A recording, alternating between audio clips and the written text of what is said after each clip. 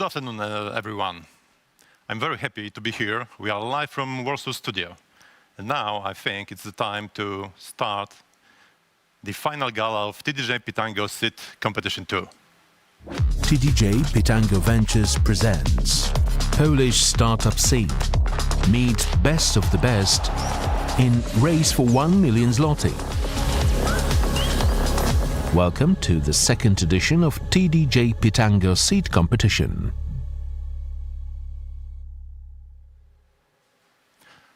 My name is Marcin Zachowicz and I'm honored to be your host during TDJ Pitango Seed Competition 2 final gala.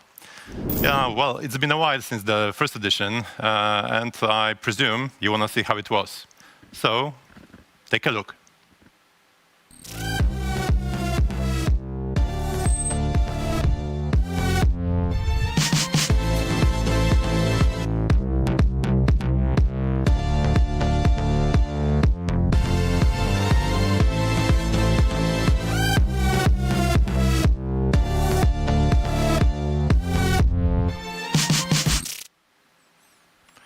Well, it was without all these COVID restrictions.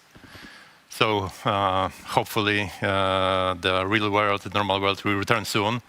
But let me remind you, the winners of the first edition of TDJ Pitango Seed Competition from 2019, they were gamers, analytics gurus from GG Predict and Out of Life, Automotive Tires to Recovered Carbon Black, Synthol.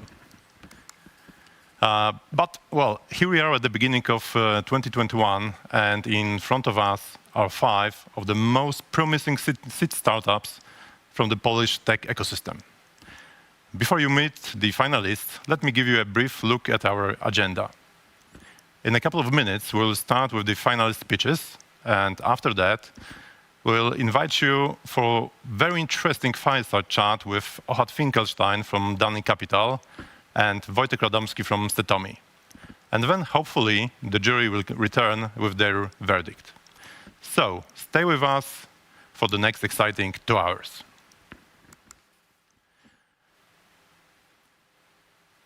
Our competition wouldn't be possible without our partners. So, let me present them. We have Google for Startups, Microsoft for Startups, Startup Poland Foundation, Pitango VC, and TDJ, and of course our media partner, which is Puls Biznesu. And now let me introduce Mr. Tomek Snarzyk, CEO of Startup Poland Foundation, who, apart of being attorney at law, decided to be the head of jury as a kind of extra work for him of this year edition of TDJ Pitango Seed Competition. Moreover, as you can see, he's with us today. Hello, Marcin. We need to keep the distance.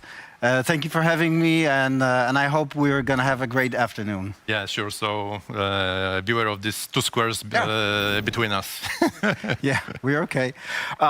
So regarding the agenda, I will now take the floor for a couple of minutes. Firstly, few statistics. We have the statistics of the competition. Please check them out.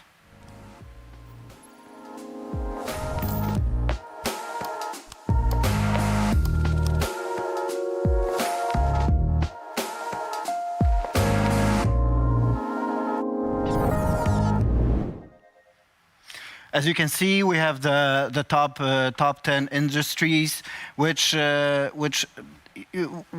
my opinion, you can see that with the COVID year we have the digital health, the consumer products, the edtech, and also, as always, the big data, softwares, IoT, consumer products. And other. The other key statistic is are the top cities and places wherefrom we got the presentations. Please check them out.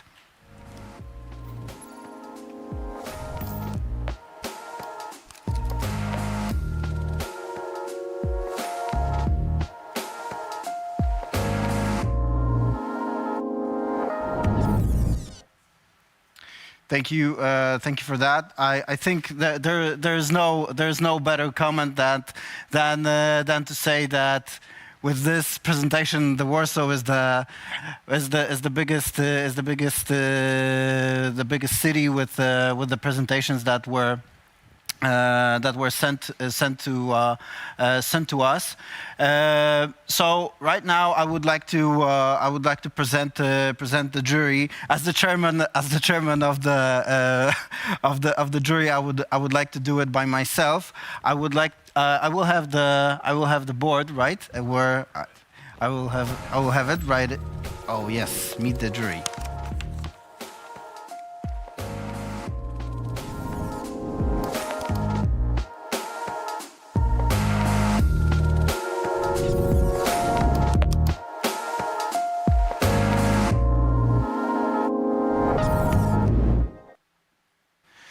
So we have Adam Demiusiak, PricewaterhouseCoopers, Adam Niewiński, OTB Ventures, Anna Bełcik, Puls Biznesu, Adiben Arci, Google, Eliza Kruczkowska, PFR, Gad Huldai, Pitango VC, Ksenia Wójcik-Karasiewicz, NCBR, Michał Kramasz, Google for Startups, Paweł Bochniarz, ValueTech Seed Fund, Ruthie Kajdar, Microsoft, Tomasz Domagała, TDJ, Witold Kowalczyk, Zapata Computing, and Wojciech Fedorowicz, TDJ Pitango Ventures, and yours truly, Tomasz Snarzyk, Startup Poland Foundation. And as the last thing, Marcin, I will give you back the microphone, are the criteria that we'll have when we are going to evaluate the presentations. So I would say it is PTTTT. It's 1 P and 4 and 3 T. So so the first T is the team. So how capable, balanced, and balanced is the team. The technology. Is there deep technology and IP within the startup? The theme, is there a theme worth investing into? That's the big question. And last but not least, so the P is the presentation. How well the CEO presented his presentation, and how are his selling skills. So that is that. Thanks a lot, Tomek. Thank you. Thanks a lot. We'll see each other in an hour, I think, after the pitches. And now I think we can begin our show. The most important part of the event, the finalist pitches. So in a minute, you will see the list of all the finalists, and after that, the first startup will pitch. But remember about one important thing, the public award. Now you can vote for every pitching startup, and for this, please use the website tdjpitango.com/finalgala.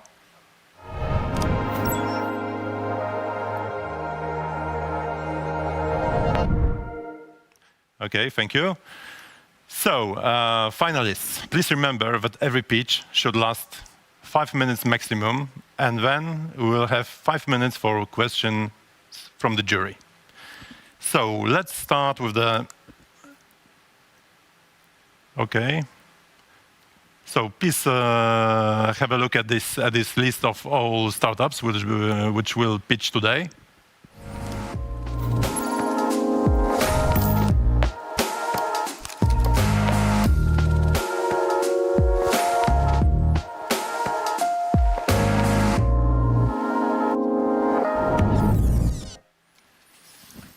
Okay, so now we are at the first pitch, and please welcome Greg Świerat, CEO and founder of Mentorist.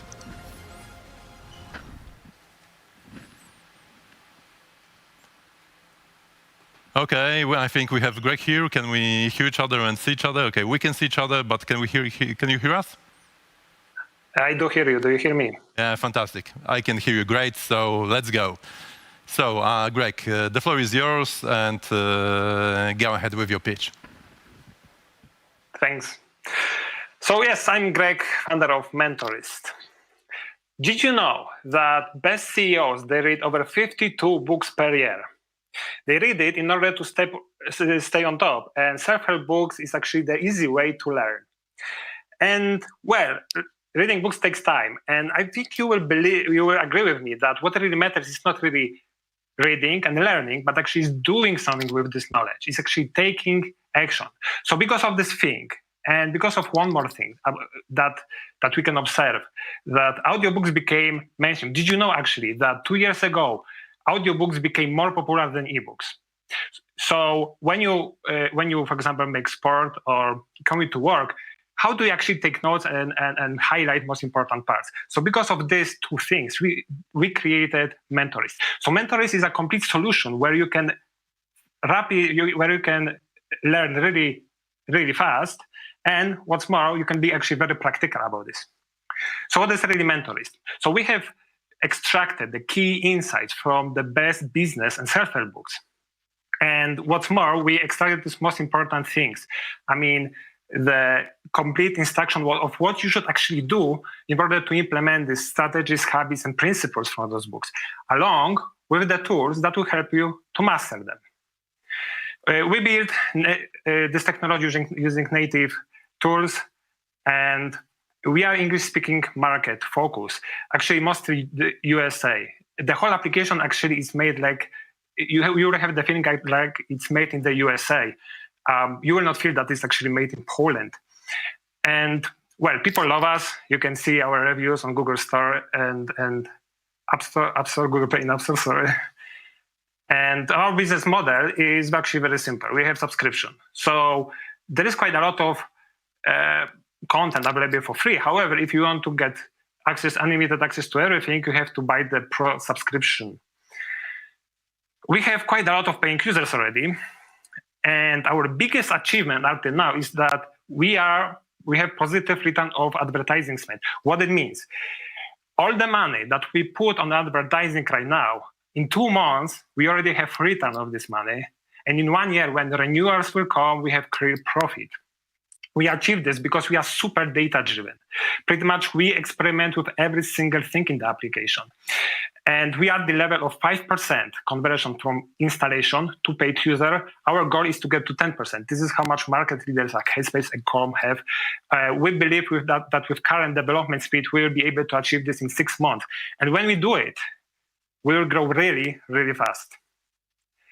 Self-help industry or personal growth industry is the second fastest growing industry on the world. And actually the most trendy part of this are mobile applications.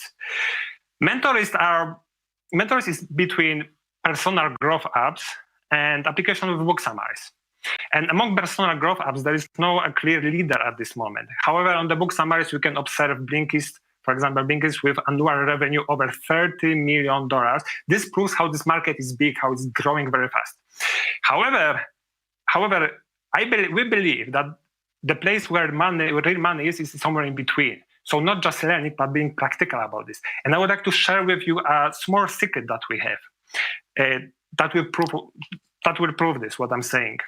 So the secret is that, as I told you, we are doing a lot of experiments, and this is one of the experiments we made. So we made this evaluation process where for each action that we extract from self-help book, we just ask a few questions in order to evaluate what's the level of user, and we show some gratification. So after doing this experiment, so showing that the user can actually be practical about books, we achieved retention higher over 60% and revenue over 100%. So this proves that what people are really looking for is not just to learn new things, but to take action, to be practical about this, what they're doing. And Mentorist is first, and at this moment, the only application that combines those two things. I mean, we have this world-leading knowledge from business and self-help books, along with the tools that will help you to master them, to really acquire this knowledge. I have over 10 years experience in startups. Before I was doing an online dating service with over 9 million registered members, and I'm technical founder. Martin is also very passionate about startups and self-help. We have great mentors, Mike Ross and Holger, and we want to be the best self-help platform in the world soon. So that's it. That's all I have. Thank you. Yeah. Greg, thanks a lot for this wonderful pitch. And now it's time to open Q&A session with the jury. Oh wow, wonderful! We can see all members of the jury, and I can see Adam Lewiński from OTB wants to ask the question. So Adam, please. Hi, hello. So my first question would be, how do you assess the market? But I'm not talking about this total addressable market, which is obviously huge, but your market for your services. If you are saying that you want to be a market leader in 5 years' time, so what kind of revenues would you like to have in 5 years' time? Could you repeat the last word? I had some interruption. What kind of revenues would you expect to have in 5 years' time, as you are saying that you plan to be a market leader in 5 years' time? Correct. So, of course, I started my presentation with about CEOs. However, what we're doing is we want to provide product where you can learn like a CEO. And our market actually is our career-driven people, entrepreneurs and wannabe entrepreneurs. So total addressable market is actually quite big. And we should be able to get up to something around 100 million annual revenue in 5 years from now, based on the current trends. 100 million annual revenue. Does that answer your question? Well, partially, because I'm not sure how have you calculated it's exactly 100 million, but okay. So the math is quite simple. So this market has been, let's say, opened by Blinkist, and Blinkist has already 30 million annual revenue. 30 million. So and it's still growing, and we can observe that mobile application, actually the self-help industry, especially on mobile application, is actually growing very rapidly. People feel more and more comfortable buying different subscription applications, and people are starting to understand that self-help and personal growth, this is the way to go. So simple observation.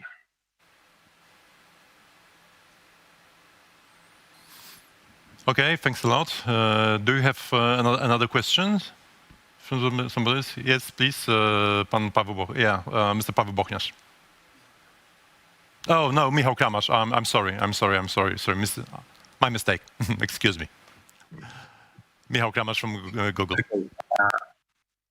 Can you hear me well? Can you hear? Yes, I can hear you. Yes.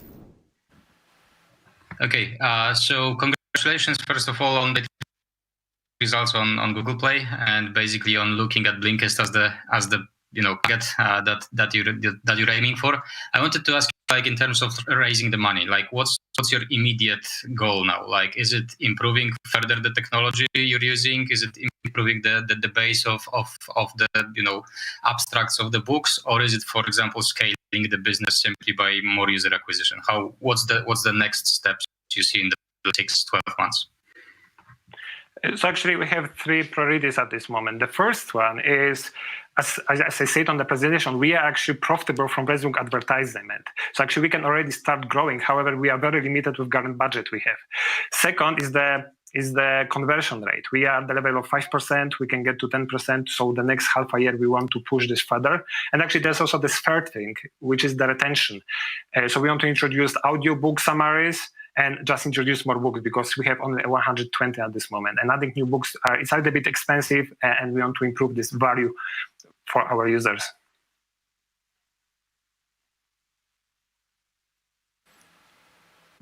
Okay, thank you very much. Thank you. And again, I can't see any further questions. So, Wojciech Radomski from TDJ Pitango Ventures.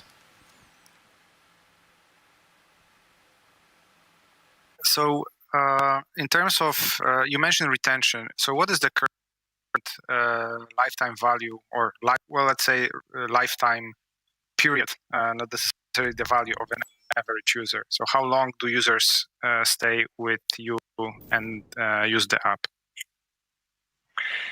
Yeah, I was actually expecting this question, and unfortunately, I do not have a clear answer because, well, last year was a lot of up and downs with our application. I mean, we are changing names a lot, and actually, as I showed on this chart, only from half a year, we actually significantly started to increase our conversion rate. So all the data we have are from last few months, and the subscription model is usually yearly. So we can see that we don't have enough data. I'm sure that at this moment, the lifetime value is twofold the money spent on advertisement, and we are going to get to fourfold. So this is pretty much the industry standard for such kind of application. Does that answer your question? So let me ask you differently. If you take the non-paying users and you observe their usage of the app, how long do they actively use the app? For how many weeks, months? We observed that after half a year, there is around 6-7% active users still. Taking into account that 6 months ago, this application was completely different. Thank you. Okay, thanks a lot. The time for question is out. Thank you, Greg. Thanks a lot. Please stay with us for the rest of final Gala and to the results. And now let me introduce the second startup, which is Redata, and its founder Mateusz Klimek.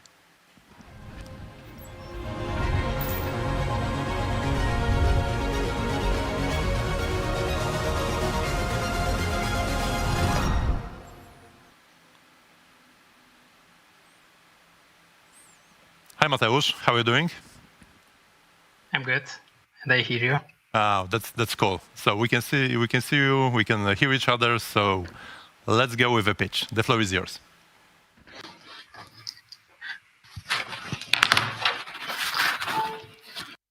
Hi.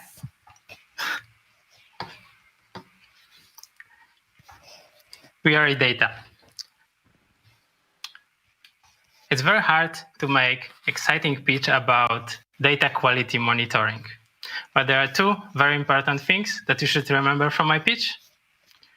The first one, we have first users, and they liked us so much that they turned into fans, writing code with me, suggesting features, and writing articles about using Redata.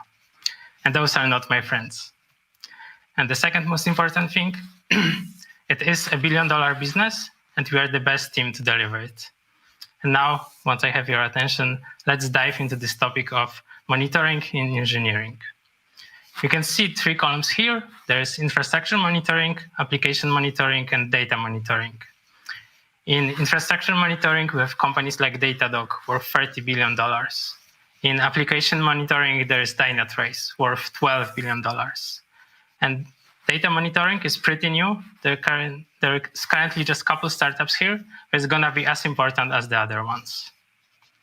And here is the reason why. 3 trillion. This is the amount companies lose per year because of bad data. So what is happening and why data monitoring is actually needed? So I think the story starts a couple of years ago when a lot of companies started processing large amounts of data. Over the last years, data usage increased exponentially, and now data engineer is the fastest growing position in tech. But all this massive growth caused data to be harder and harder to maintain, more messy, and often just unreliable. But we are here to help. So what we do? We identify critical data quality issues using our problem detection, and in real time alert about those. And if you now want to know more details, I encourage you to go to our GitHub or just schedule a meeting with me, of course. Okay, so here's a team. I manage data pipelines generating hundreds of millions in annual revenue, and all these build data visualization component acquired by Prezi. So what we already did, we started working on that in November, We interviewed a lot of people and they told us about this problem. In December, we decided to launch the first version in GitHub. In January, we already have the first company using alpha version of free data on production and also contributing to our repo. And now we have almost 200 stars on GitHub and growing really fast. Okay, but I mentioned there are competitors in this space. So how are they doing? You can see Monte Carlo here with 30 people. They raised $40 million. And Soda, with 13 people, they raised 11.5 million euro. So it seems that it's a very hot space. A lot of these investments are from this year. So how are we actually able to compete with the companies and win?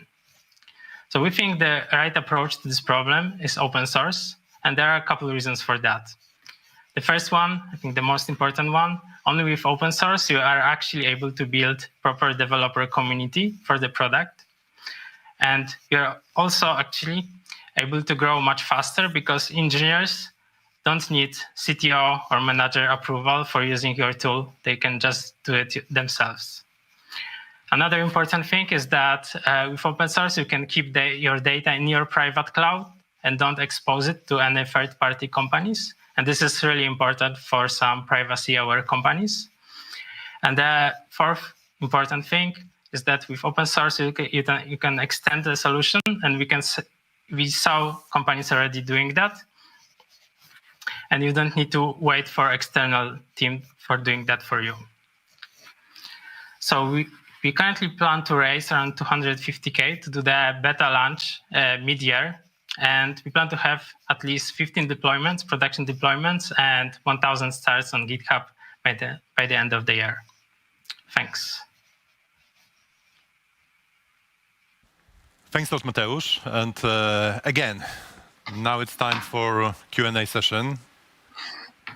So I'd like to ask members of the jury for questions. So who's gonna be first? Who'd like to ask a question to Mateusz? To Redata? Yes, please. Mrs. Kaidar, Microsoft. We cannot hear you. Oh, now it's okay. Oh, really? Now it's fine. There's a little bit of a delay. Now it's fine. So I was wondering about your IP. What's your IP for the technology? I mean, it's open source, so of course it's like open license. Everybody can use it. We have MIT license for the code, MIT. So what's the business model? So like business model is very similar to the business of Grafana or Elastic. Elastic is the private company. Of course, like this year and probably the next one, we want to focus on actually building community and usage. But once we have that, usually you do two things. One is the enterprise version for the bigger companies using your tool. So basically the features which bigger companies actually require to use the tool. And the second thing is the hosted solutions, which for some firms still will be like something which they will like to use. So that's. Thank you. Okay, thank you. Thanks a lot. And who's gonna be next? Adam Demusiak, PWC. The floor is yours. Hi, Mateusz. Congratulations being here in this final. Can you tell me a bit more about the team you have currently at the company, and what's the plan for the next, let's say, year? What's the team size you anticipate to have? Yeah, so currently, like the full-time employees, it's just me. Just to specify, but I definitely plan to have a couple, like around 5 people by the end of the year. So that's why I'm actually looking for funding, and yeah, that's the plan to basically grow it to this kind of size. Okay, thank you. Thanks for this answer. And again, can we see the jury? Okay, and Mr. Paweł Bochniarz. Hello, Mateusz. I would like to ask you two questions. The first question is about the use cases that you're focused on. What kind of applications do you find most compelling for your technology? And the second question is about your competitors, because you were pointing to some startups that are being launched in this space, but aren't there actually embedded, entrenched traditional competitors like consulting companies, business intelligence companies that specify in certain areas of real-time data analytics, like in customer and marketing applications, for example?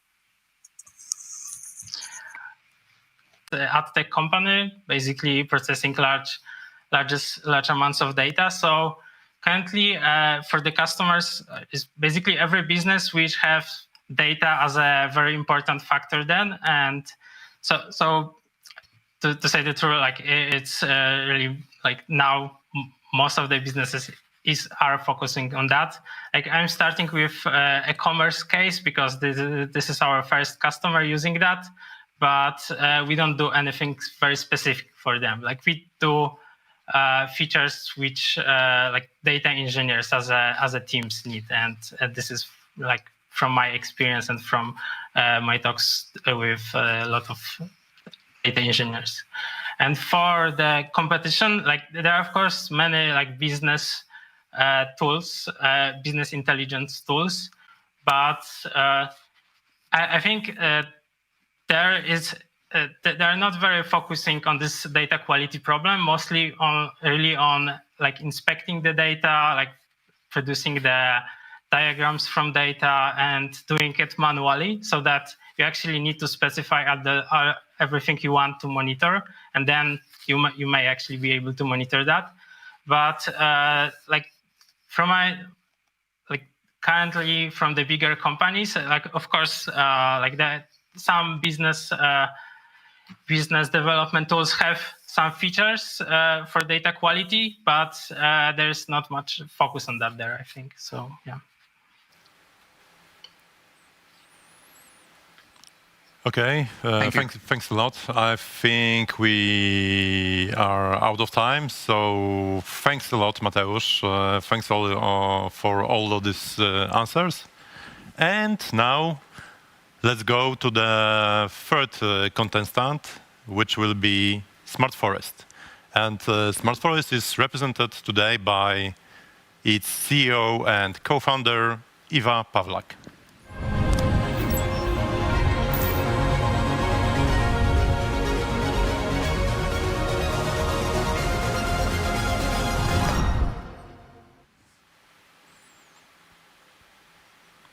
Hi, Iva. Hello. Hi, hello. How are you doing? Are you fine? Are you prepared? Yes, I'm excellent. Ready to rumble. Yeah, fantastic. So I think we can proceed. So let's go with your pitch. So we were talking about the data and about the self-guidance, and now it's the time to talk about investing. So I have a question. Do you consider yourself as investor? If not, you're wrong. All the people at all times try to transfer value from present to future, to save what they earned and to increase what they saved. Examples? Well, we still find the golden treasures hidden somewhere under the ground. We are all investors, but not all of our decisions are right, especially in the long term. Why is that? It's difficult to find an asset with high profit and low risk, non-speculative, tangible, sustainable, and obviously possible to bury in the ground. But we found it. You can see it on the picture. Trees. Have a look on this draft. If trees are such a super asset as I claim, why forest investment takes just 1.5 promille of sustainable investments? Well, Nowadays, if you would like to invest in forest, you have two options. First, you can have or create your own timberland, or you can buy shares in forest fund. For both, you need thousands of euros and a lot of efforts. It's a game for big players. Smart forests decrease the entry level to several euros, making possible purchasing trees with just a couple clicks by any of us. How it works? Planter offers his trees. We do the due diligence of his offer, including plantation, experience, profit model, legal status, etc. In case of positive verification, we sign the contract, and for every tree, we issue digital certificate, NFT, non-fungible token. Blockchain integration brings transparency and security. Investors will have an option either to sell trees at the end of the growing cycle to the timber company, or to sell it earlier on the secondary market through our marketplace. Here are the trees, here are the trees you can buy. We are delivering exact information, including coordinates, as you can see in the pictures, and estimated profit. In this case, we can talk even about 8% per year. We created also real-time models of expected current price and carbon neutralization. As a marketing and control feature, we are aiming to use IoT. Very often, we've been asked how the trees are gaining value. Well, by timber. In the picture, you can see an example of 4-year-old plantation made by our partner in Romania. The trees already reach 20 centimeters in diameter. And obviously, we are not the only ones who invented the investment trees concept, but the existing solutions are limited to the singular companies offering their own plantations. There is no investment trees supermarket. Something about business model. We are a trust provider between the parties, and for our service, we take 20% commission. The rest, minus taxes and insurance, goes to the planter to provide and maintain the plantation for all needed time. Smart Forest is a result of our experience in investing, including stock exchange, IoT, forestry marketing, as well as previous businesses. First, it was the concept was just like investment for us. Later, it grew up, and we've seen potential in sharing that with another people. We have more than 50,000 pre-orders, 50,000 euros in pre-order trees. And we've been also featured in several important media like Focus, Handelsblatt, T3N, and so on. And that's all with organic traffic, so zero marketing expenses. What we are looking now is investment, 200,000 euros to develop the blockchain solution and the platform in general to cover the R&D and other like important marketing and other costs. That's all. Thank you. Yeah, thanks a lot, Eva. Wonderful pitch. I can feel more oxygen in the air now. I hope everybody does. So let's start with questions. Dear members of the jury, again, Adam Niewiński is the first jury to ask the questions. So go ahead. Hi, Eva. I love the idea. I love the presentation. Just 2 quick questions. First of all, what do you believe is the percentage of trees which will be kept alive at the end? Those, like on your platform. And the second one, how do you ensure this trust that I will actually own such trees if I purchase through your platform? Mm-hmm. Answering on the first question, basically the normal survival rate in case of plantation is about 10%. I mean that 10% will die, although we have the agreement with the planter that they have to replant the trees within the first 2 years, and later on the eventual losses are covered by the agriculture insurance. So this is the part it's covered in case of the losses. The same thing is that the general amount of the profit of the plantation is being shared for all trees owners. So, for example, if your tree, let's say, would die, then obviously you're not losing anything. And answering on the second question, the trust obviously is a very important thing in our case. We are trying to provide all the information, as I said, including GPS coordinates, so the person could go, for example, and have a look on the papers. We are also signing when we sell the product, we sign the contract. So the person has the right also in front of the jurisdiction to show that he's the owner of the tree, or speaking more precisely, have right to the profit, to the timber of the tree.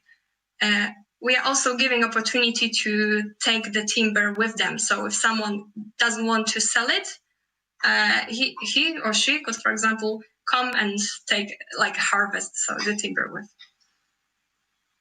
I hope it somehow answers your question. Yeah, okay, and first Tomasz Narzyk and then Eliza. Okay? Thank you. Hi, Iva. I like the presentation very much. You said that you're looking for 200,000 euro, right? Yes. So how many shares? What's the percentage you are going to give away to the investor? We're thinking about 20%. Okay. Thank you very much. Thanks, Marcin. Thanks a lot, Tomek. Now Eliza Kruczkowska, PFR. Hi, very nice presentation, well done. I really like the idea of social entrepreneur startups coming to the stage, so congratulations. My two questions are regarding the market size and competitors, because you mentioned that you are not the first one who came with this idea. So please share some information, how big is the market and why you are different than your competitors. Mm-hmm. Thank yes, you. Sure. Starting from the general market, I had a slide with forest investments that was about 50 billions, and our goal is to take about 1 promille of it within 5 years. So we could talk about the 50 millions. If we talk about the competitors, there are several companies. Currently, I could count about 10 different companies offering a different sort of investment trees. They are basically, as I mentioned, focusing on plantations, or they have a smaller range. It's, for example, plantation in Latin America is one of such a project. There is a blockchain-based project which is dealing with European forests from Estonia, Folia, for example. The issue they have is basically mainly they are smaller, and they are more focusing on doing their own business. So they are not inviting the other parties to the platform, which is something possible to cooperate with. And we're thinking about asking some of them to be visible for our platform, as we could join the sales forces. It's just like the general concept. Okay, thanks a lot. And who's next? Mr. Michał Kuśnierz, Google. Okay, I have a question regarding supply and demand. Like I understand from the presentation that you want to focus mostly on the B2C market, and while I can pretty easily see how you could build up the B2C market, basically using advertising and basically getting people to know the concept and building trust, it seems pretty straightforward. The question is on the opposite side, like on the supply side. Like I like very much the idea of you being a marketplace rather than building your own farms, at least for now. But how do you ensure that, for example, if the demand rises, like how you gain the suppliers, especially in the fact that it's kind of very similar to, I don't know, hotels business or whatever, where you first need to push your sales force to gain potential properties / trees to basically gain the supply side. What's the plan for this? Yes, sure. Obviously, we already have the list of suppliers, as these trees I showed before are quite popular. So basically, in Balkan countries, we had talk already with 10 different suppliers with a potential to 20.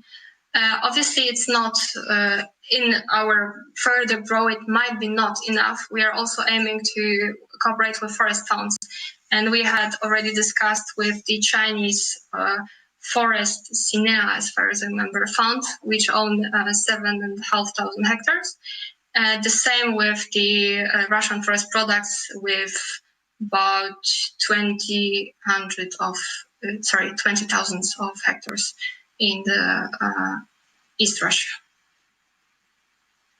So beside the planters, also big players are going to be included. Good. Thank you. Okay, thanks a lot. The time is out, so thanks a lot, Eva. Thanks a lot. Wonderful pitch, wonderful answers, and let us move to the next startup, number 4. And now let me introduce the 4th project called SmartDust, and Rafał Trzeciak, CEO and founder.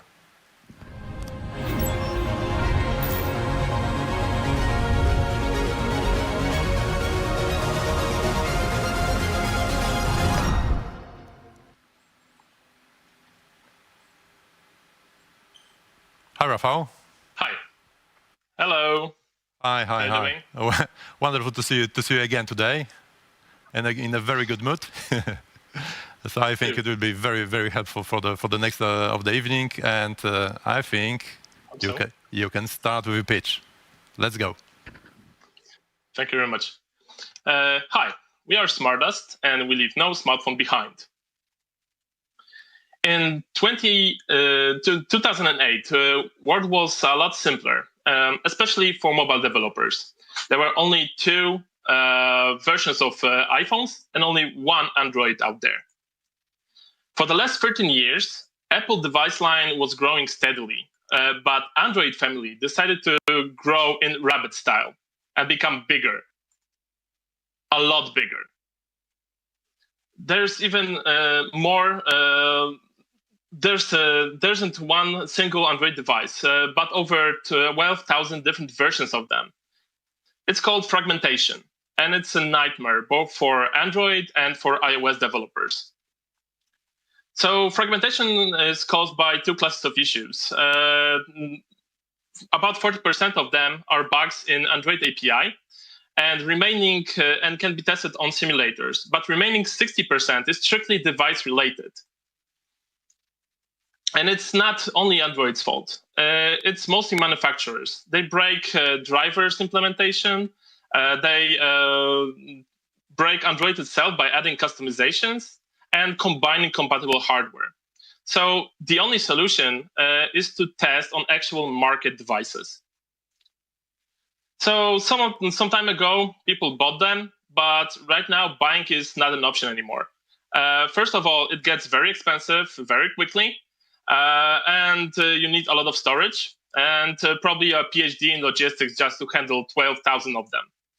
Also, coverage is usually limited to your local market. On the other hand, we've got cloud providers who try to host them and give access remotely through internet. However, it's also expensive, and both for users and for the providers. And with this approach, they can only offer about top 1 to 2% of devices out there. That's where SmartDust jumps in. We are the missing link between your home device lab and cloud providers. We offer the best of both worlds, and by we mean you as well. Only 1% of devices in our cloud is going to be hosted by us. And the remaining 99% will be added by network of our partners and people like you.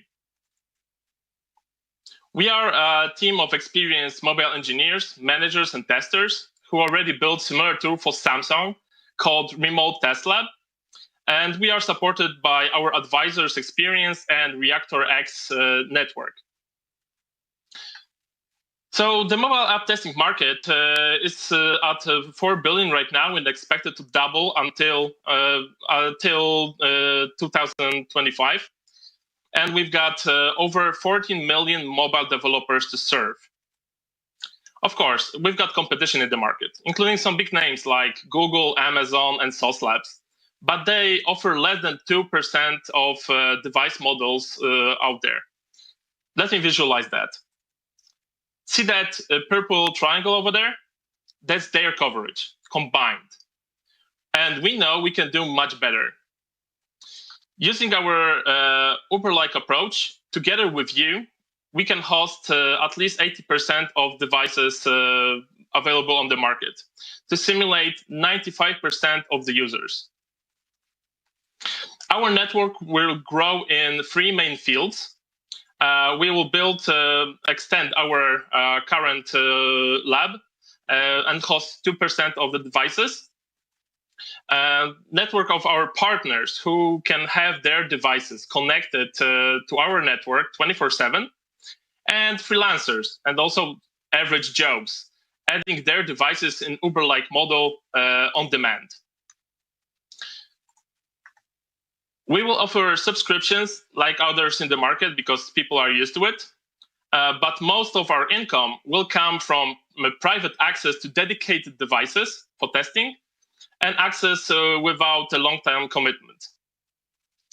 Last year, we've built an MVP, acquired first users and customers, and run a successful B2B trial with one of the gaming companies.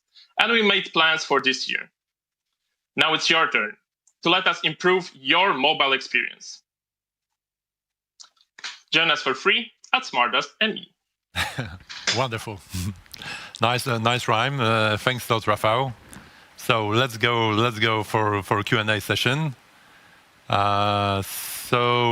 Please raise your hand if you want to ask the question.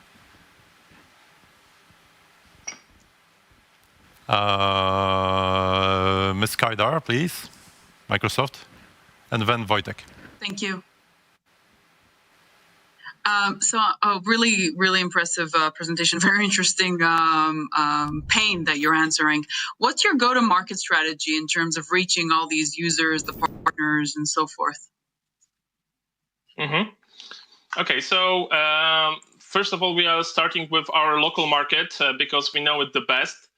As for the growing of the network, we are starting with places where you can find devices that are just lying over there. Mostly pawn shops and second-hand electronic stores, when devices are just waiting for the second life, and we can give them that second life, and even without buying the device itself. So for this part, and for the users, for those less popular devices, we are given access to our network. We are joining those devices to our network through a browser. So you just need a common Chrome or Edge browser to connect to our network. And from the income perspective, we are focusing on the downside of the market, not the enterprise, but on freelancers, small companies, and all those players in the market who are not served by the current solutions, because all of them are strongly targeted to enterprise.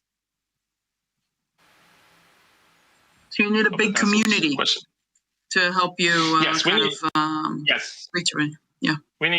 We are building a community, you can say like that. Yeah, thank you. Thank you very much. Thanks a lot. And now Wojtek Fedorowicz, TDJ Pitango. Hi. So I saw on one of your slides that you have built a similar piece of software while you were working at Samsung. And my question is around the IP. Yeah, it was 7 years ago. What will Samsung say when they learn that you are building a startup in a similar space? First of all, we are long after NDAs and stuff like that. We've built this solution about 8 years ago. That's why we know the problems and the issues over there. However, all our IP is we are not using any stuff that we built for Samsung during that time. Our MVP is based on some open source solutions that are available on the market, plus some add-ons from us. So it's totally unrelated right now. but we have the experience and we know where to look for the answers. Okay, thank you. Okay, thanks a lot. Thanks. Okay, Mr. Demuszak, PWC. Yeah, very interesting, let's say, idea, and congratulations on the business. My question is around, let's say, the current traction and the revenues. I mean, do you have all the fee-paying clients? And if yes, how many? So right now, we have one client who's paying right now. We had some ad hoc payments for particular jobs, but to actually grow the business, we need to secure a couple of pieces in our software to be able to scale and to be sure that everything is safe and the privacy is not being violated by anyone. So it's intentional that we are not growing sales at the moment. We are focusing mostly on people who we can trust on some level that won't violate the network. Understood. Thanks. Thanks a lot. And I think we have a space for one more question, if there is one. No? Yeah, well, if not. Oh, Anna Bełcik from Puls Biznesu. Go ahead. Hello, hi. Can you tell a little bit more about the team which creates your company? Yeah, sure. It would be easier with the slides, but I don't think we have that much time. So 3 of us were building that original solution for Samsung or managing it a couple of years back. That's why we know firsthand what are the problems with remote testing. And we've got some advisors from other areas focusing on the business, on the business. Marek, who is our advisor, is BizDev developer in his space. He has experience from Google and from some VC company. Okay, thanks a lot.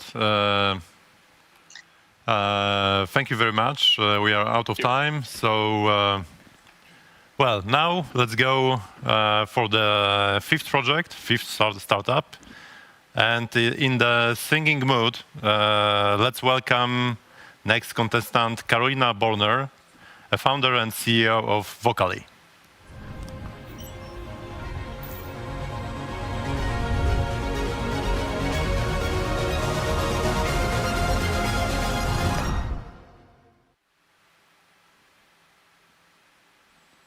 Hi, Karolina.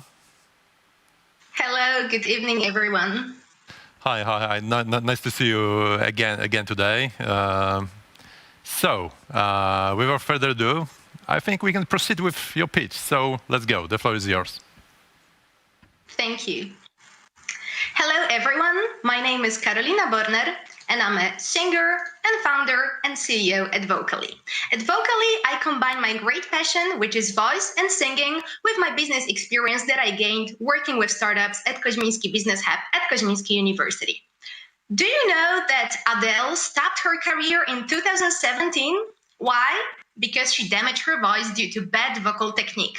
Actually, over 700 stars like Celine Dion visited the same doctor's office to remove polyps from the vocal cords. How to avoid it and how to keep the voice safe? The answer is good vocal technique. And in order to have one, it's necessary to train your voice with a vocal coach supervision. The problem of our target group is that usually vocal sessions take place once a week or even less often. However, daily training is necessary for the voice to develop. So our target group most of the time trains their voice on their own. What our target group says about individual voice training? They don't know whether they are exercising right. They feel like lack of someone to correct them. And after such training, the voice is worn out. Why is that? There are 2 problems. First, exercises are not tailored to voice needs. Second, It's very hard for someone to know whether they are exercising right, and even harder to correct themselves as they cannot hear themselves from the outside. So repeating wrong exercises done in the wrong way is ineffective and dangerous and can cause serious vocal problems like polyps on vocal cords in the long term. The solution is Vocally. Vocally is a mobile app based on artificial intelligence that can be used in learning to sing, voice psychology, speech therapy, and phoniatrics. Vocally allows a user to train their voice on their own in a controlled, meaning safe and effective way. Vocally is actually a reflection of exercising with a real vocal coach, but in a virtual world. Our customer segments are divided into B2C and B2B. In B2C, we have singers, vocal coaches, podcasters, and people using their voice for professional purpose. In B2B, we have record labels, producers of talent show or choirs. Our competition are other apps for voice training, online courses, and free blogs. But how is Vocally different from the competition? Well, other apps focus on the effect only, showing a user whether they reach the note, but not telling the user whether their vocal technique is good. So they totally skip the fact that the note may be reached, but in an unhealthy and wrong way, which was a case of Adele. Vocally not only shows the effect, but also analyzes the vocal technique, what the vocal technique problem is, and gives corrections, which is not available in other apps. In other words, our value proposition is personalized training, exercising under control, and corrections in real time. Our business model is based on subscription, and first we will focus on learning to sing segment and Europe. And according to Europa Cantat study, there are 37 million singers in Europe. Just to show you the potential, then we will focus on the US and the Chinese learning to sing segment. And for example, one of top apps for singing in China has over 400 million users. We're going to reach our customers using our huge network within the music industry and cooperating with famous singers and famous vocal coaches. And we also will establish partnerships. Our aim is to become an official partner of a talent show. Our main key resources are knowledge of our target group, knowledge of vocal technique, AI. We have in our team Dominika Płonka, who is one of the top vocal coaches in Poland and abroad. We have original database of voice samples that we created with our target group and network within the music industry. We've already raised 1 million zloty, and now we're very advanced at developing the app and getting ready for the launch. We showed up in media several times, but it all would be impossible without our great team. Bartek Postulka, CTO. Bartek has huge experience in space systems and rocket science, literally. Dominika Płonka, she's a mentor for many vocal coaches, and she's also a founder and member of many international voice associations. R&D team responsible for the AI, consisting of 7 scientists managed by PhD Jakub Gałka, who is one of the top scientists in that field. IT team managed by Grzegorz Ziemoński. Grzegorz cooperated with Glovo or N26. And my name is Karolina Borner. I'm founder and CEO, and I'm truly honored to tell you about Vocally. Thank you very much. Wonderful, Karolina. Thank you for the very, very nice and smooth pitch. So let's go for the Q&A again. So, okay, and one thing, Karolina will be supported during the Q&A by Bartek. And now we have questions from Ania Bełcik from Puls Biznesu and then from Eliza Kruszkowska from PFR. So first, Ania. Thank you. If I could understand, your app is not ready yet. What do you need to finish your project and launch the app? And also, in this case, using artificial intelligence, it's safe for users? Okay, thank you for these questions. So answering your first question, what we need. We've just ended recording the database of voice samples. We're advanced at developing the AI algorithms. We've finished like the majority of modules of the app, including the most important one, which is daily workout, which is the core of our application. So we have several modules left to develop, and we need to start marketing activities. We plan to launch the app in October 2021. And according to answering your second question, I think, Bartek, maybe you can say something about our AI. Good evening, everyone. So, as it comes to the algorithm, what we are doing is we are combining three technologies. We are combining digital signal processing, we are combining expert system, the knowledge from the expert of vocal training, and we are combining machine learning. So the idea is to to detect exactly what error is performing our user, and then based on our expert system, on the knowledge engineering from our best vocal technique experts, we are going to provide a live actionable feedback to our user. So I would say that this, as based on expert system knowledge and knowledge from the best people in Poland that are teaching the teachers, I would say is it would be really beneficial for them to learn to sing and to know exactly what errors are they performing. So it's good to point out that we are really counting on the best system. So this is all about the correlation of the quality that the user is singing, the qualities of voice, and the errors. So this is really a scientific work, and we have a big 9-people team of scientists, of experts in voice biometrics to take care of this one. So thank you very much for the question. I hope I answered it. Yeah, thanks a lot. Now it's time for questions from Eliza Kruczkowska.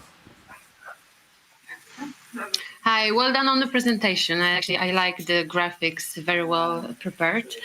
My questions. So how many singers there are in Poland? That's my first question. And then in terms of your business model, did you try how much the singers are willing to pay in Poland for a subscription? Thanks. Yes, so maybe I will start with your first question. This is actually, that was actually our starting point, because before even starting working on this app, we did a research and we asked our target group, how much would you like to pay? So it turned out that people are willing to pay 70 zlotys per month. And it may seem high, but we know our target group, and we know that singers are able to pay a lot of money to make their voice sound better and be healthy. For example, like a vocal session, 1 hour vocal session with a good vocal coach is from 150 to 200 zlotys. And people are willing to pay that, and we have experience in that. And the first question about the market in Poland. So one of our referring point is one of the top Facebook groups in Poland, gathering singers and vocal coaches. And these are people who are truly like dedicated to training their voice. And now it's over 27,000 people there. And actually that's the place where we tested our solution, where we asked people about our solution. Yeah, so that is the answer. But of course, we will focus on Europe because it's a much bigger scale. And perhaps higher subscription model. Thank you very much. Yeah. Thanks a lot. Unfortunately, we are out of time. So thanks a lot. Thanks a lot, Karolina. Thanks a lot, Bartek. Thank you for being with us. And stay with us, because we are just before a very interesting point of our agenda. And again, thank you for all presentations, for all pitches, and all questions, and of course, all answers. And now, jury will have 30 minutes to deliberate and reach their verdict. But stay with us for the next point of our agenda.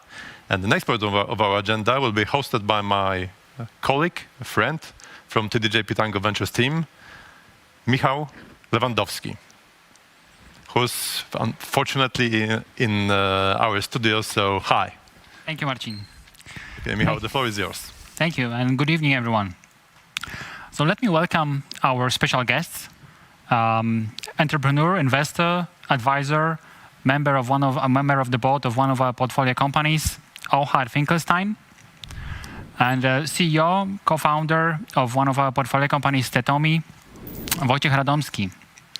Let's start.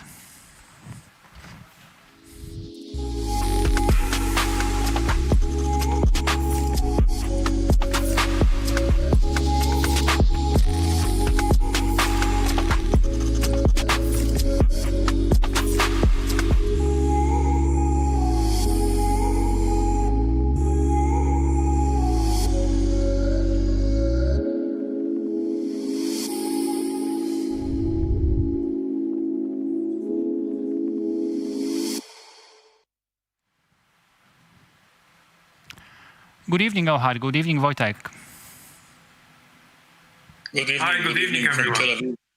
Good to see you. Thank you for your time. So we basically would love to learn more about you.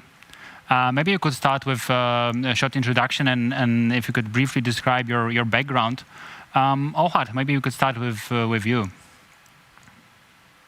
Oh my God, I started my career about 150 years ago in the hardware industry. I then moved into the software industry.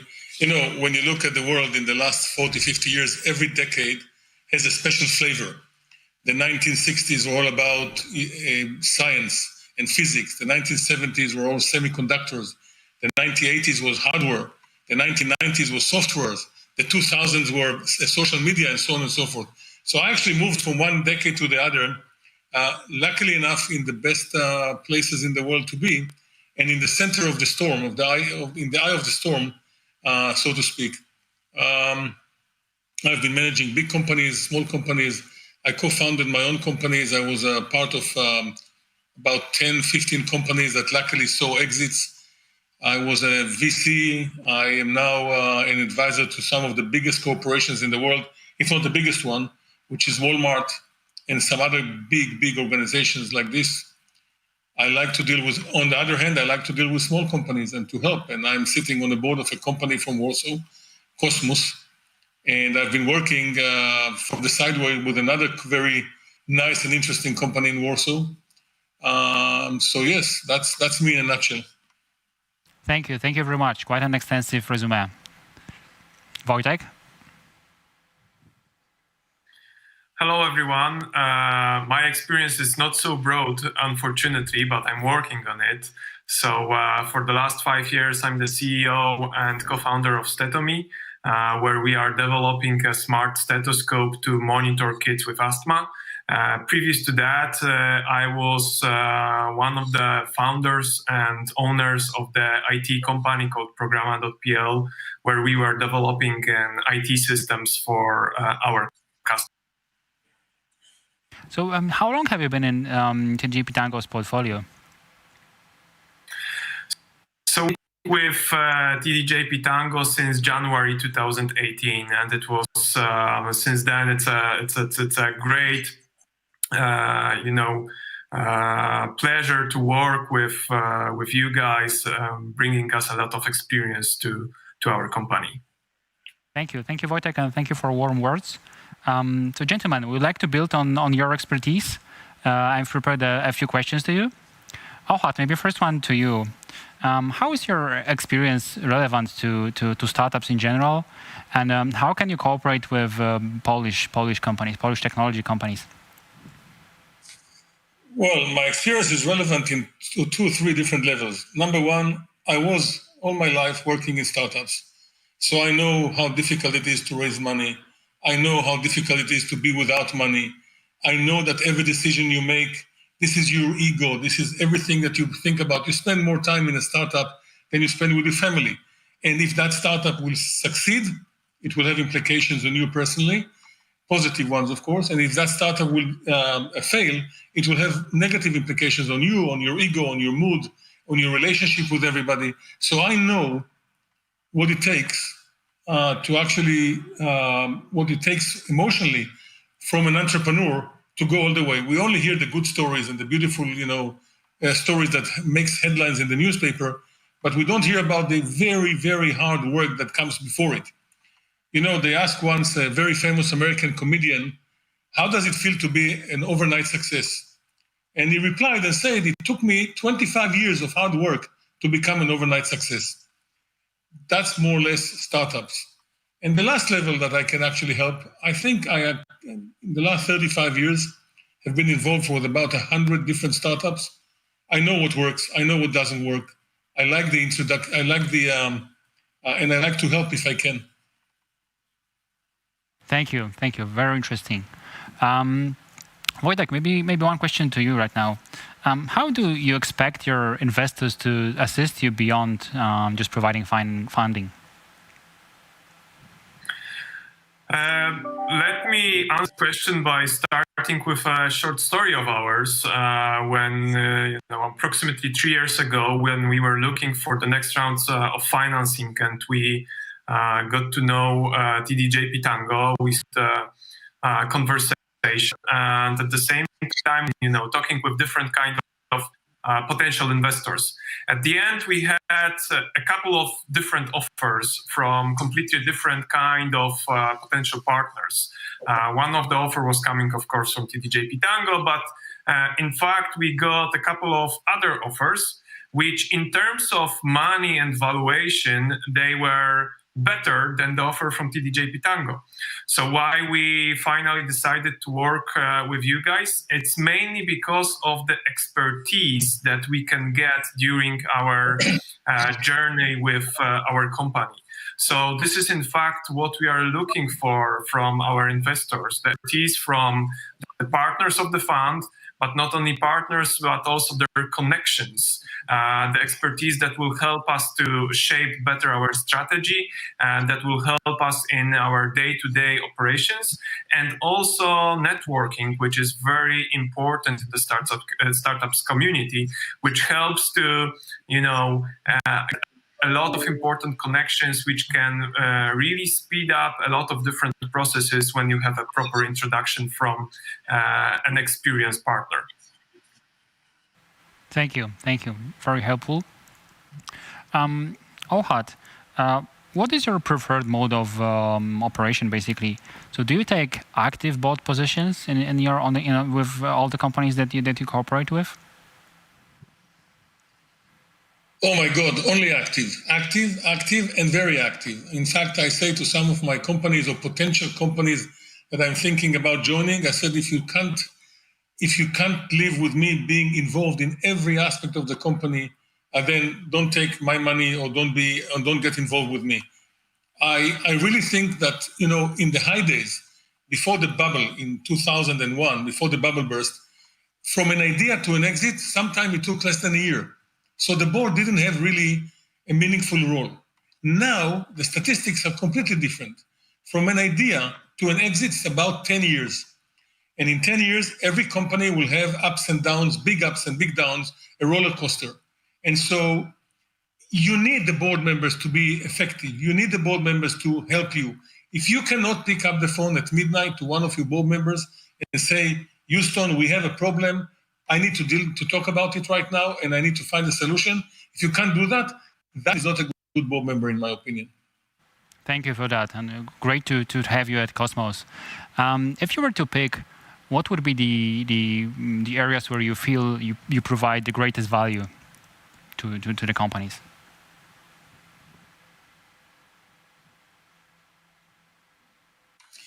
Repeat that, you were breaking. Oh, sorry. So the question is basically, if you were to pick, what are the areas where you feel that you build the greatest value for the companies?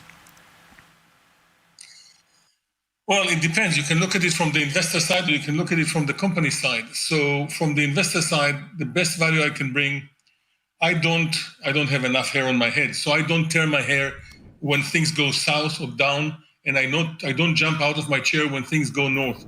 You need to have a very steady view of things, and you need to understand the deep, long-term strategy of the company. Where do you want to go with this company? What can this company become? What is the potential?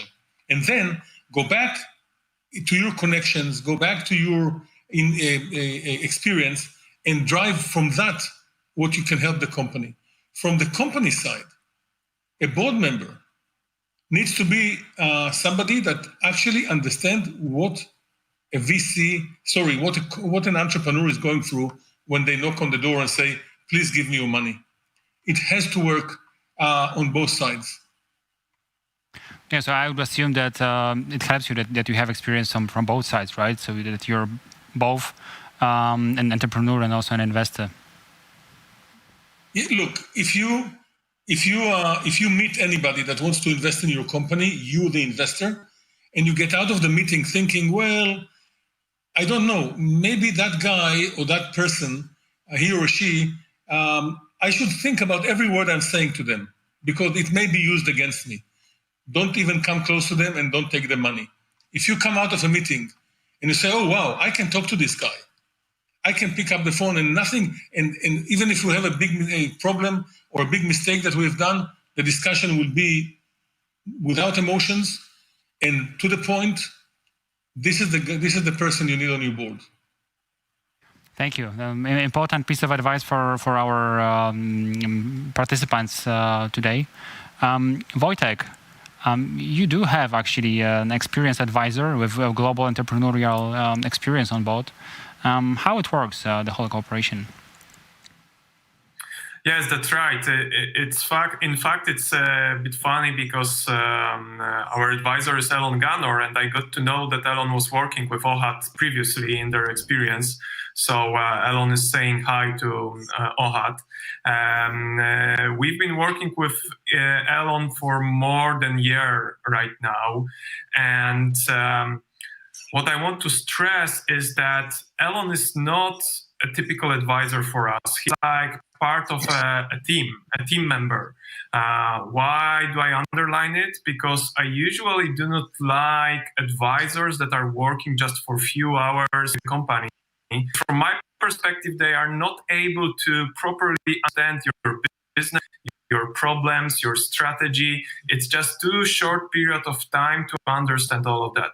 So how we all started with Elon is that Elon came to Poland just before pandemic came for a couple of days, and we've been spending like 12 hours a day sitting all together with different team members and providing to Elon all the information about our business.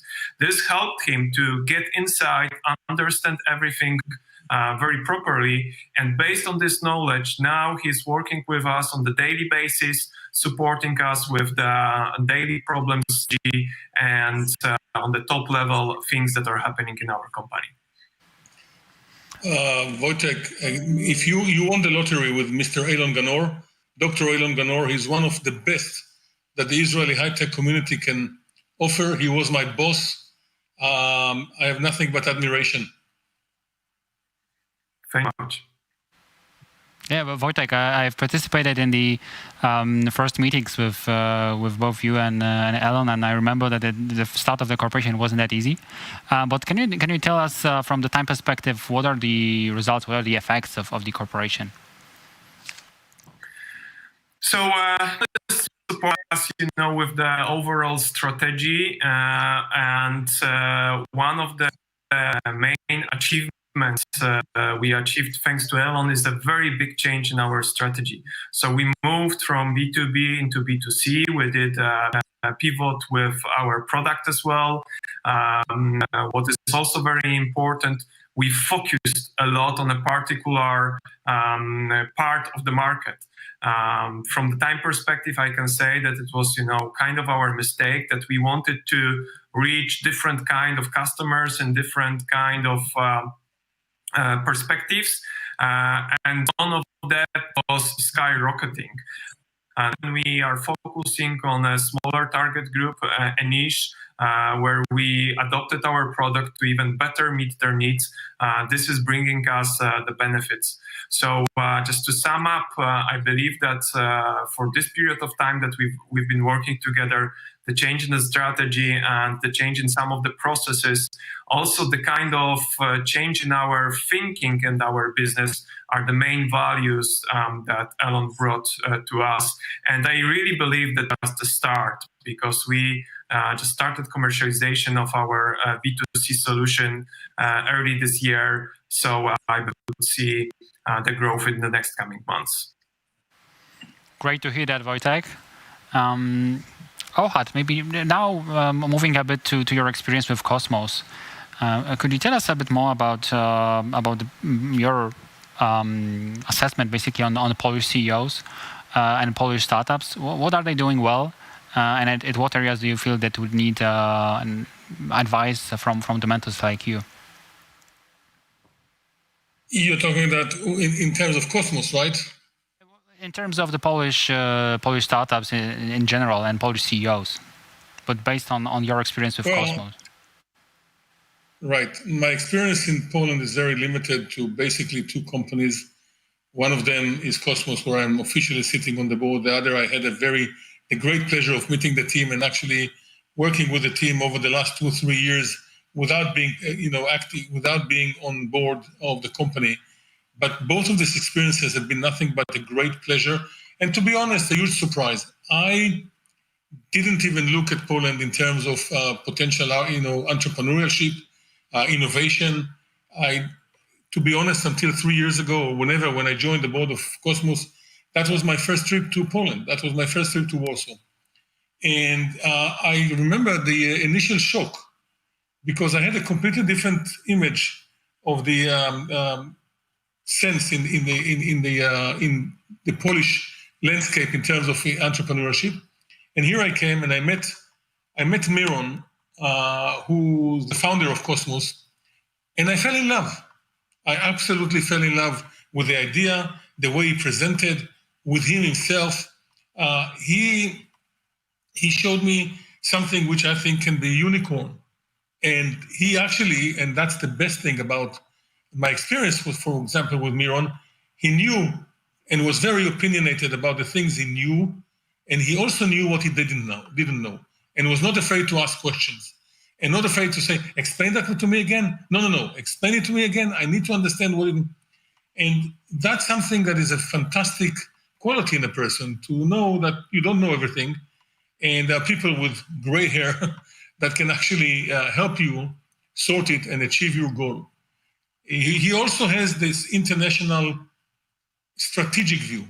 He's looking at, not only Poland or the local market, but the European and the global market and Far East and so on and so forth, which I always liked because all my career was international. So that's my experience with Cosmos. The second thing that I would say to any entrepreneur in Warsaw today, don't think local, think big. Don't be afraid to dream. Seriously, it can happen. And you can actually make a dream come true by just thinking big. We are in a global village. There is no point not to use the global village to our advantage. Think about how you can bring the next Facebook from Warsaw, the next anything. It can be done. And I met many companies in Poland over the last 2 or 3 years, stayed in touch with 3 or 4 or 5 on a regular basis, and I can see the development. And it's just a fantastic experience. Thank you, Ohad. I think it's very important, especially what you've said about the global perspective. Wojciech, in the seed competition today, we have CEOs of young companies. And per your experience, what would be your advice for them in terms of engaging with experienced talent and advisors?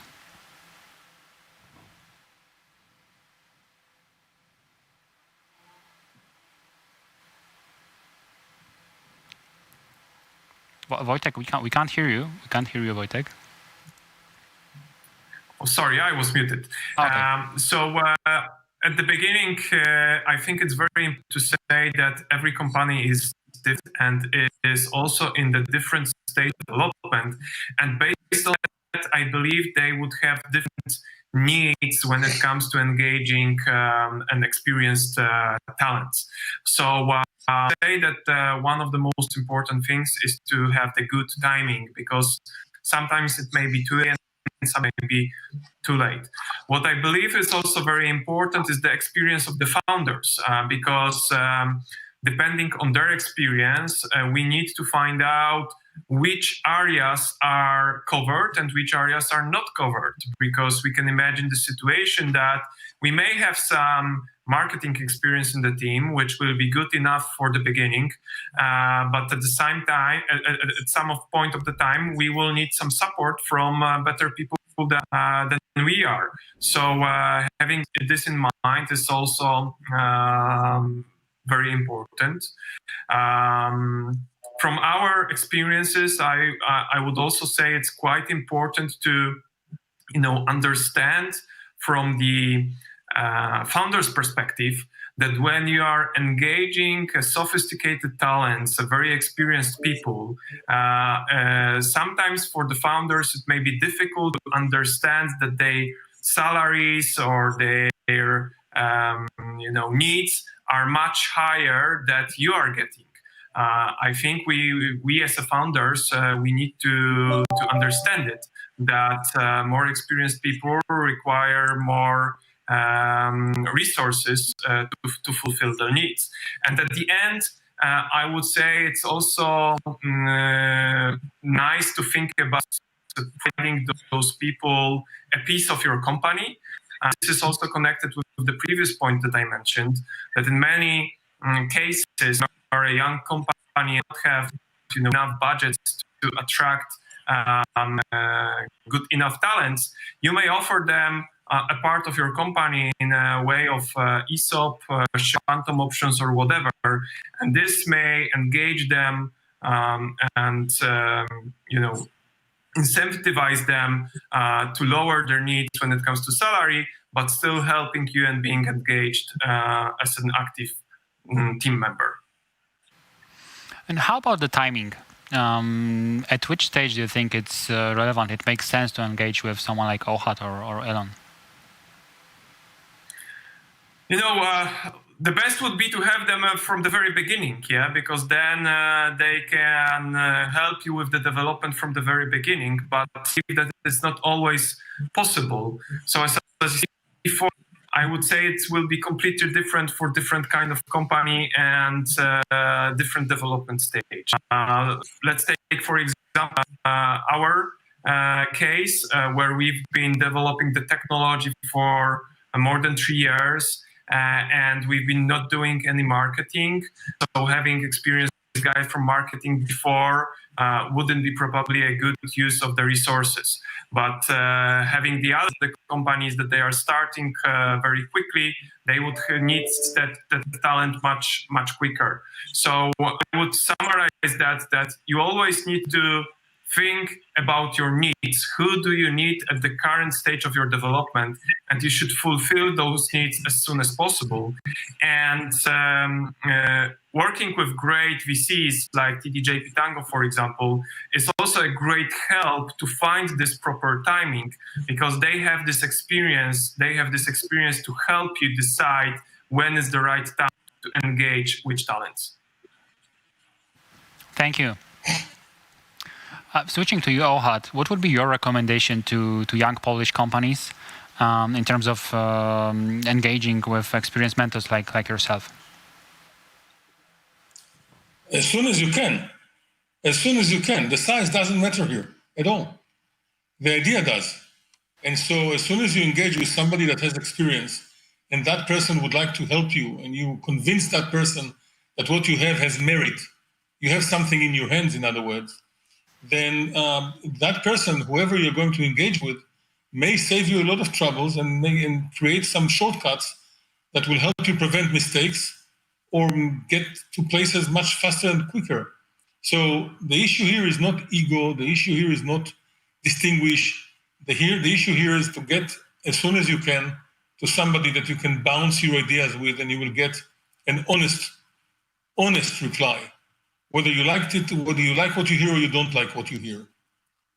And so, again, did I say as soon as you can? As soon as you can. And usually, by the way, it comes from a word of mouth.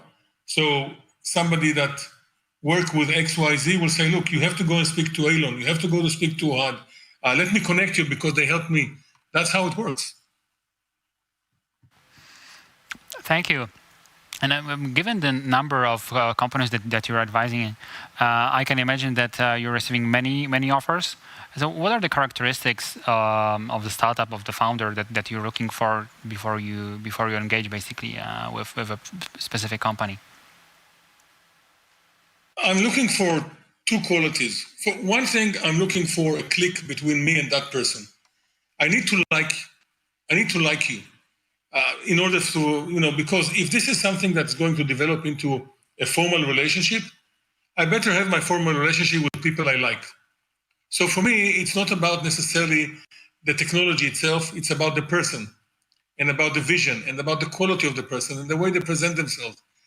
The second thing is, from my experience, companies will fail or succeed on the same 4 points. I repeat, companies will fail or succeed on the same 4 points: execution, execution, execution, and luck. Maybe luck in the beginning.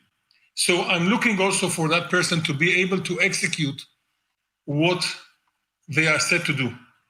And the last but not least thing that I'm looking at an entrepreneur is mind flexibility. Look, technology, to be honest, in my opinion, is overrated. If today the journey takes about an average of 10 years, on any company, in any vertical, the world is going to change 10 times over in the next 10 years, in ways that you can understand and in ways that you won't even begin to understand. And therefore, the best quality that an entrepreneur has to have is the flexibility of mind, meaning you have to massage and change your value proposition as the world is changing and not get stuck to one thing and say, this is it. Even though the world has changed, I'm going to do it, come what may, no matter what.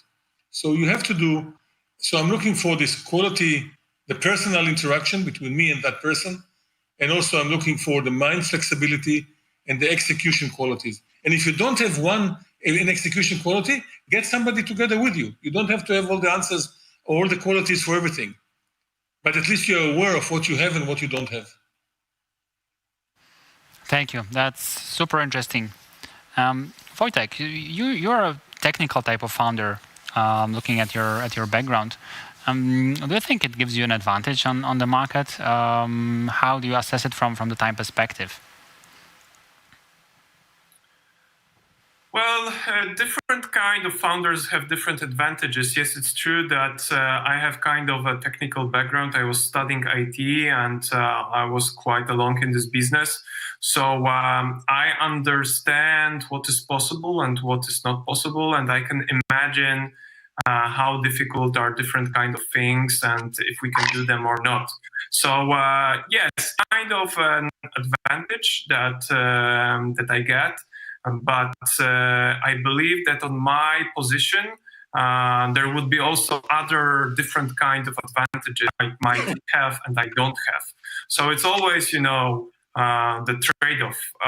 You have advantage in one field, but you do not have advantages in the other field.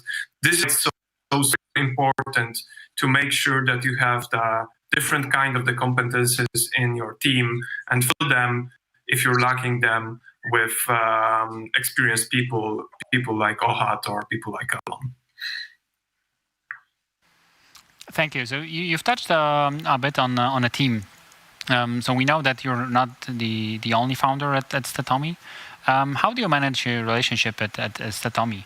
How do you complement your basically your advantages? Yeah, so in fact, we have 5 founders. As far as I know, it's quite a big number for a startup like it comes, from a very interesting connection of the two worlds, the world of the business and IT. There are 3 founders which were working together in an IT software house, and the 2 another coming from the university world, which we met 5 years ago. They came to us with the idea. We loved it, and we decided to work together. At the beginning, it was a very difficult journey because you can imagine that those 2 groups of people are coming from 2 completely different goals, and they have completely different understanding of the business. And so it was very difficult, even with a very simple things like the simple agreements between each of us. So it took some time to find the proper way of communication, but we managed. And today it gives us also another advantage, because nobody will be so in the company than the founders. So with having 5 people which are very much engaged and each of a bit different areas, this gives us a lot of value and helps us to serve. Thank you. Ohad, I saw that you basically serve many bots simultaneously. How do you manage to support so many founders, so many companies at the same time? Well, I never go to sleep before 1 o'clock in the morning. That's one. And this question was relevant, I think, in the pre-corona days. But since I stopped flying, I used to spend 50% of my time flying all over the world. Since I stopped flying and I can do everything via Zoom, I have plenty of time. And, I don't have any complaints, and I actually invest, different board member should also know when not to interfere. Not only when to interfere, but also when to step back and say, well, things are going very well. Nobody needs my advice right now. Let them go. Let them operate. Let them execute on what they promised. And so different companies, you have different level of interventions. With some companies which are in either deep trouble or in a big success, like an M&A process or something, you engage every day, sometimes 2 or 3 times a day. And there are companies that you engage once a week and every other day, and some companies once a month. And some companies I have, with all the CEOs in my portfolios, I have a weekly meeting. So one meeting a week is a must, unless you have holidays and so on and so forth. So not a problem at all. On the contrary, I'm still waiting for some few new companies in Poland. Yeah, hopefully we could find one during our competition today. Wojciech, because Ohad basically touched a bit about COVID. Could you tell us a bit about how your day changed during pandemic, and also about StethoMe, how COVID impacted StethoMe? Yes, so the COVID, in fact, wasn't a huge change when it cut on me, because we were already very IT-based. So we had all the documents in the cloud. We had already implemented the teleconference system in the company, etc. So the process of the transition from working into working from the home was very, very smooth.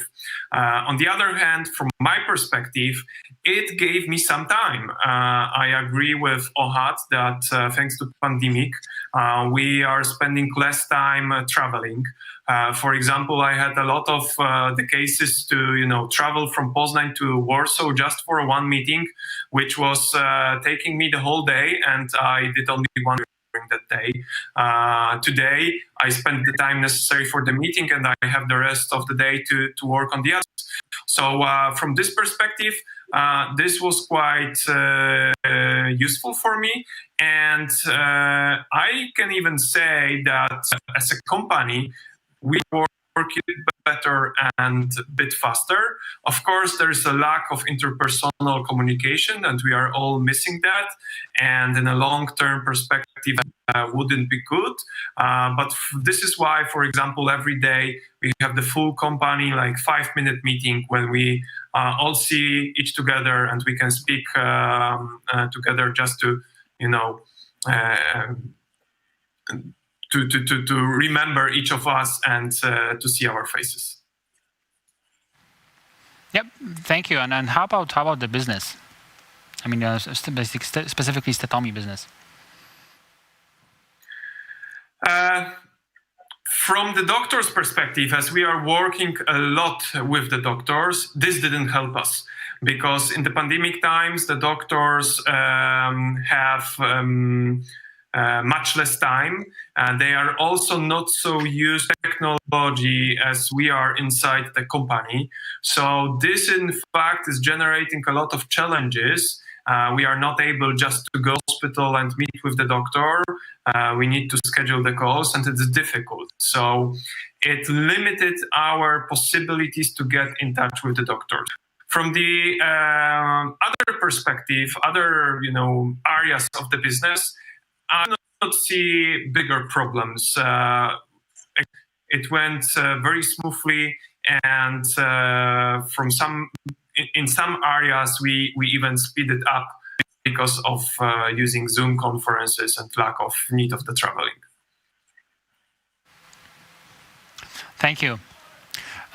Ohad, looking a bit beyond the pandemic, which we expect to end soon, based on your experience and cooperating with so many companies, what are the trends that you see emerging during COVID and that are here to stay after the pandemic? Well, we all hope that this is going to be over soon. I'm not sure that it is, but I think that some of the things, the new normal after the pandemic, will involve some of the things that already changed during the pandemic. So, for example, there were some very sacred cows that were slaughtered and pushed out of the window. Sacred cow number one is, in order to be productive, I need to go to the office. Well, not necessarily. We know now that you can work from home, be as productive. The world was talking about working from home for 35 years, and it didn't catch up. All of a sudden, 3 days into Corona, we were working from home. The second sacred cow that was changed is that in order to be effective as a VP sales or in doing a deal with somebody, I used to fly for one meeting from Tel Aviv to San Francisco, not from Poznan to Warsaw, right? So the idea that you need to go somewhere and shake somebody's hand and sit with them over dinner and wine them and dine them is not relevant anymore. We know that we can do business without hugging each other and without touching and without sitting and spending time talking about all kinds of stuff. So I think in the new normal, we are not going to see 100% capacity in offices. We are going to see people working from home. Maybe 30% will work from home, maybe 20%, maybe 40%. We don't know that yet. We will have less traveling over time. We will have a different type of world. The only place, and by the way, it's not bad. It's okay. It's the evolution of the way we do business based on what we are facing with Corona. The problem usually to work from home is one thing. When you have a team, when you already created a team and you have a team spirit, it's perfect to work from home. But in order to create a new team and to make a new team work together, it's a lot harder to do it via Zoom, of course. And so that needs to be changed, and we will see how the world behaves. It's going in history, from an historical perspective, big pandemics changed human behavior. And there is no reason to believe that Corona would be different than any other pandemic in the history. So we don't know what the new normal is, but we know that we can work in our industry. We can still work, be productive with Corona, which is a great statement. Thank you very much for that. Wojciech, could you please also share your thoughts about that, and specifically regarding the trends? Yes, I completely agree that the new normal will be completely different than we have right now. I also believe that some of us won't come back to the offices. Not all, of course, because we can also see the situations that working from home is difficult for some of the people, especially when they have, 2 young kids and limited space in their houses.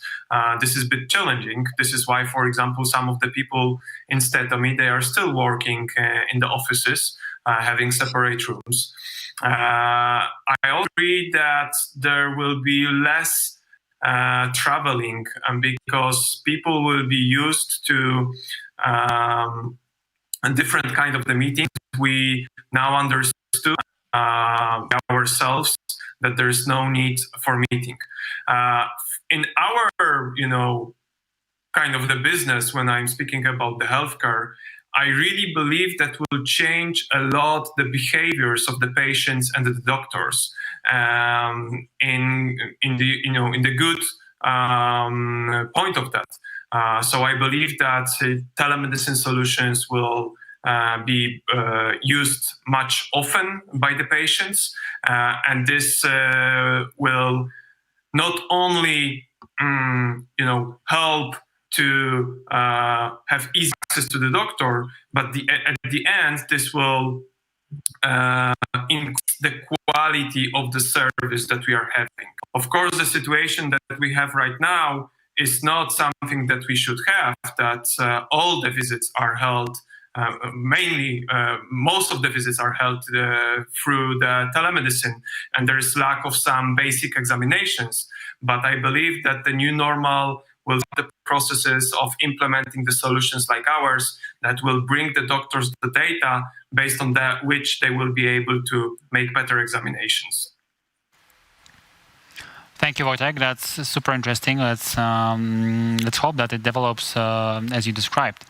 I've just received an information that we have the final decision. We have the winner.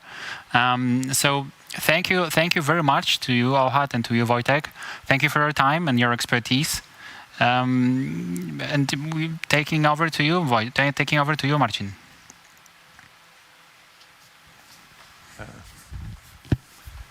Thanks a lot, Michał.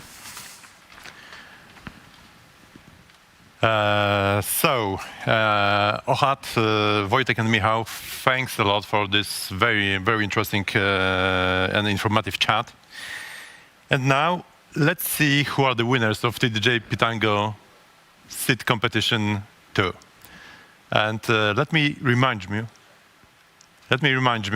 that there are 2 awards, 1 public vote and our biggest award, Grand Prix. So let's start with public vote.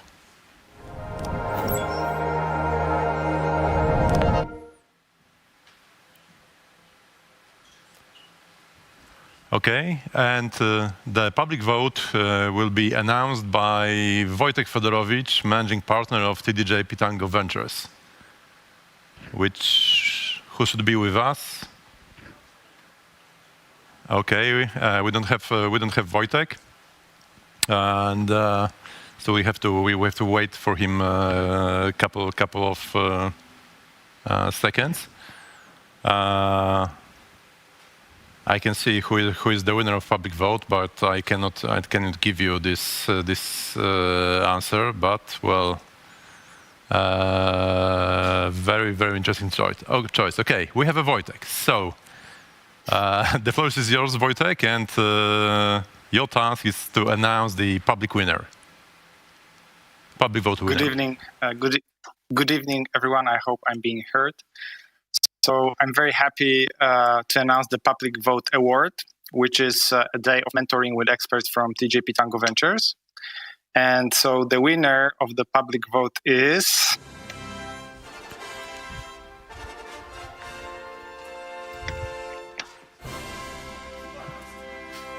Smartdust. Congratulations. Yeah, congratulations. This is Smartdust. Thanks a lot. So thank you, Wojciech. Now we know the Public Vote Award, and here's the winner. Here's the voucher. Yeah, the voucher. Here's the voucher. Here's the voucher. So they have quite a big group of family and friends. So good for you. And can you make a short comment? Are you happy? I think you are muted.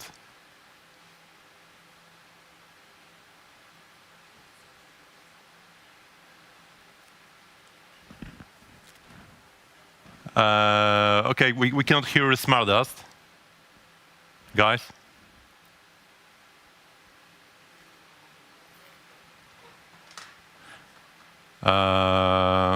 Please check your mic. I think it's off.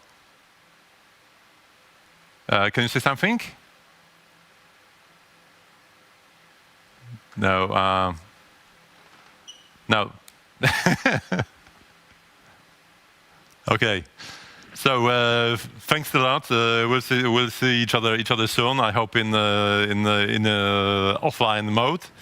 So you are probably very interested who is the winner of our biggest award, Grand Prix of TDJ Pitango Seed Competition 2.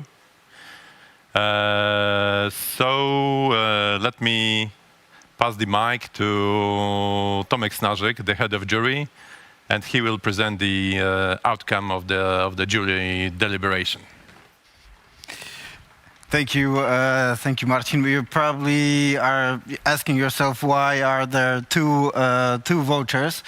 We had very good presentations.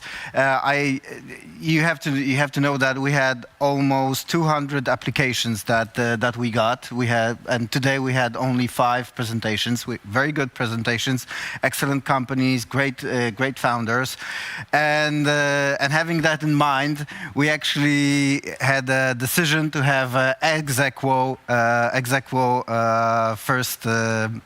first prize for 2 startups, and the winners are,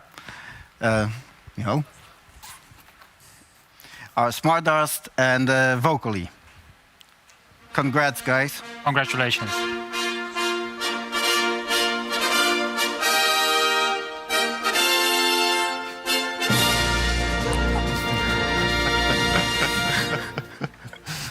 Okay, so it might be a bit surprising, but very cool. So we have 2 Grand Prix awards.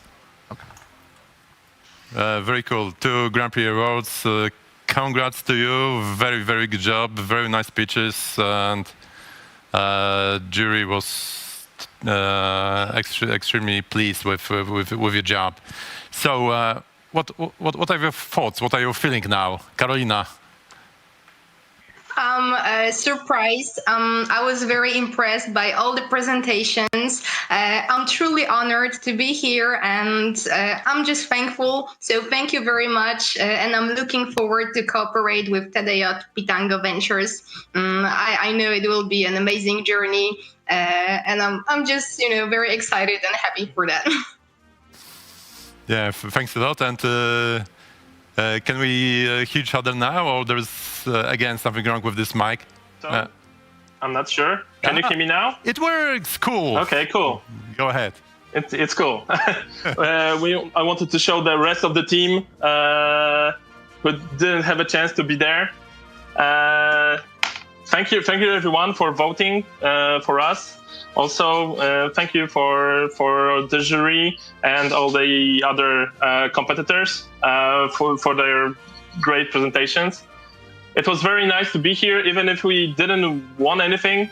It's a great experience. So, thank you, everyone.